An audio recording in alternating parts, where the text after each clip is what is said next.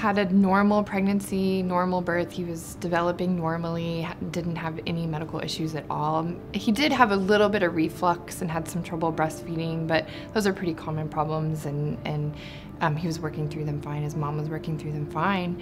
And I saw him at his 4-month checkup, and he was a totally normal 4-month-old. He was laughing and making lots of noises and holding his head up well and rolling over and starting to eat more food, and was as being a pretty normal kid. We had no problems from delivery up until he was about 5 or 6 months old was the first time we had any issues. We got him out of the bathtub one night, and when we went to stand him, he wouldn't bear weight on his legs. He was just kind of floppy.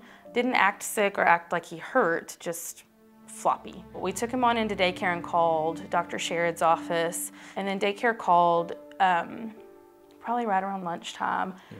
And they said that they thought he was getting weaker. So we went and picked him up, and when I picked him up, he was clearly worse.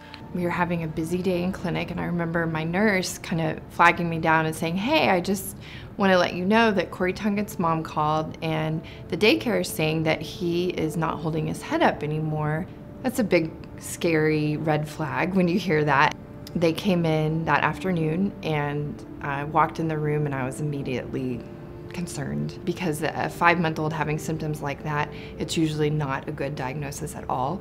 There are a couple of very serious illnesses that lead to death in an infant pretty quickly. So we admitted him to try to figure out what was going on. 3 days of feverish work. From the second we got there, it was run tests until we figure out what's wrong. I didn't ever feel like anybody gave up. We had a CT scan done right away.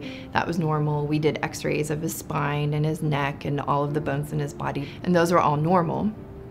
And then the next step was to arrange some complicated tests, including a lumbar puncture and an MRI. They'd been talking with Cook's neurology, and they thought it was spinal muscle atrophy, which is terminal with no treatment.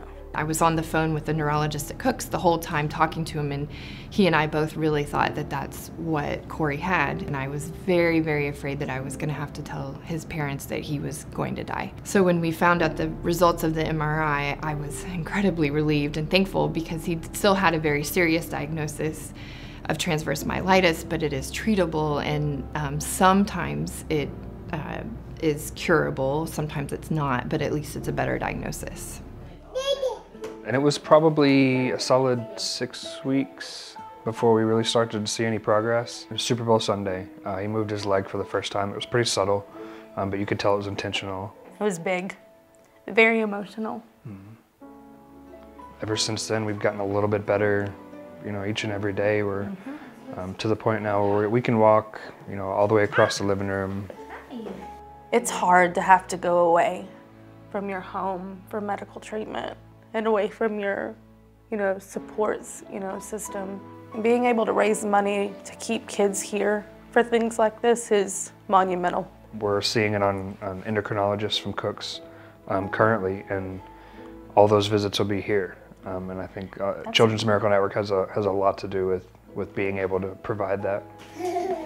If I saw him in my office for the first time today, I would think that he was maybe on the low end of normal in his motor skills, but still fairly normal and would not be concerned. So, I think he has a great future ahead of him.